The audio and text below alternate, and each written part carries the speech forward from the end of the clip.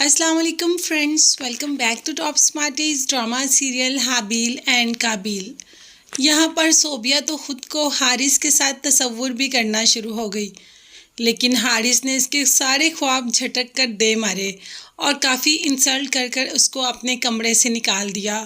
روتی ہوئی ماں کے پاس آ گئی اور ماں نے بھی یہی کہا کہ میں نے کہا تھا کہ بڑے لوگوں کے پاس مت جاؤ، انہوں نے ہمیں رہنے کی جگہ دی، اس کا یہ مطلب نہیں کہ ہم ان کے خواب ہی سجانا شروع کر دیں۔ حارث کی جاب کے ساتھ ساتھ قادر کو بھی جاب مل گئی۔ ہاں یہ ہے کہ حارث کی کمپنی بہت بڑی ہے لیکن قادر کی چھوٹی، مگر جاب تو مل گئی اور قادر تو اس میں بھی بہت خوش ہے، لیکن حارث اس میں بھی کیڑے ہی نکال رہا ہے کہ تم نے بابا کی سفارش لی ہوگی بلا بلا بلا، جبکہ قادر نے ایسا کچھ بھی نہیں کیا۔ وہ ایک بہت سافٹ سا انسان ہے اور وہ اپنی زندگی بہت ہی سکون سے گزارنا چاہتا ہے، لیکن حارث کو پتہ نہیں کس چیز کی کمی ہے جو ہر وقت قادر کو تنگ ہی کرتا رہتا ہے۔ حارث کی فرمائش پر حارث کے گھر والے آ گئے حورم کے پاس حورم کا رشتہ لینے، حورم کے گھر۔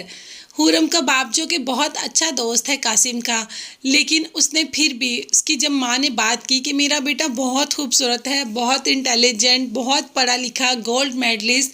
اور اس کو اب تو ایک بہت اچھی کمپنی سے آفر بھی آ گئی ہے، تو ہم آپ کی بیٹی حورم کا رشتہ لینے کے لیے آئے ہیں۔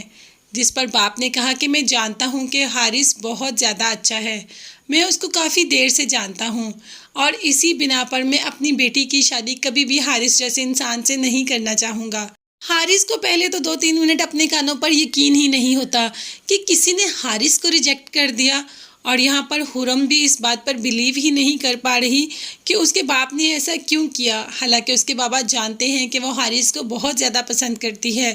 پھر حورم کی مرضی کے خلاف اتنا بڑا فیصلہ کیسے کر لیا۔ لیکن حورم کے باپ نے بہت ہی اچھا فیصلہ کیا۔ حارث جیسے لڑکے کو اپنی بیٹی دینے سے بہتر ہے کہ وہ ساری زندگی روتی رہے، ایک ہی بار اس کو گھر ہی بٹھا لو اور اس کو اب رونے دو، یہ بہت اچھی بات ہے۔ ماں نے کہا بھی کہ حورم بہت پسند کرتی ہے حارث کو، یہ آپ نے کیا کیا، حورم کی شادی ہے، آپ ایک دفعہ حورم سے تو پوچھتے۔ لیکن باپ نے کہا کہ میں اس کا باپ ہوں، اسے تو ابھی اچھے برے کی پہچان نہیں، میں جان بوجھ کر اس کو کسی بھی مشکل میں نہیں دھکیل سکتا، میں جانتا ہوں اسے، وہ ابھی جذباتی فیصلہ کر رہی ہے اور وہ آہستہ آہستہ میرے فیصلے کو سمجھ جائے گی۔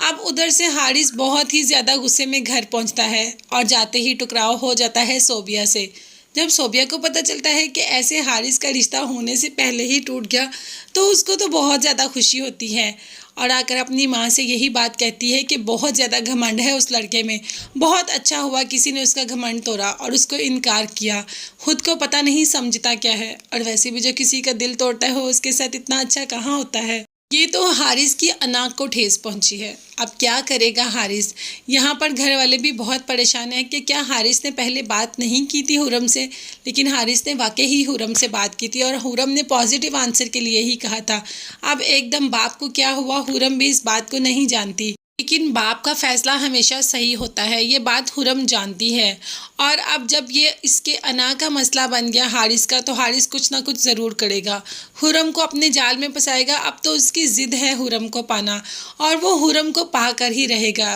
مجھے تو یہ ڈرامہ فرسٹ ایپیسوڈ سے ہی بہت اچھا لگ رہا ہے اور مجھے تو فرسٹ ایپیسوڈ سے ہی حارث کا انتظار تھا کہ حارث کے ساتھ کتنا برا ہو سکتا ہے اور کیسے ہو سکتا ہے، اور حارث کے ساتھ برا ہونا تو شروع ہو گیا۔ کس کس کو میری طرح اس بات کا انتظار تھا مجھے کمنٹس میں ضرور بتائیے گا۔ اس کے ساتھ ساتھ میرے چینل کو ضرور سبسکرائب کیجیے گا، ساتھ ہی بیل آئیکن کا بٹن ہے اس کو ضرور پریس کر دیں تاکہ میری ہر نئی آنے والی ویڈیو آپ تک بآسانی پہنچ سکے۔ اس کے ساتھ ساتھ اپنا بہت زیادہ خیال رکھیے گا اور مجھے بھی دعا میں یاد رکھیے گا۔ نیکسٹ ویڈیوز تک کے لیے اللہ حافظ، بائے بائے، ٹیک کیئر۔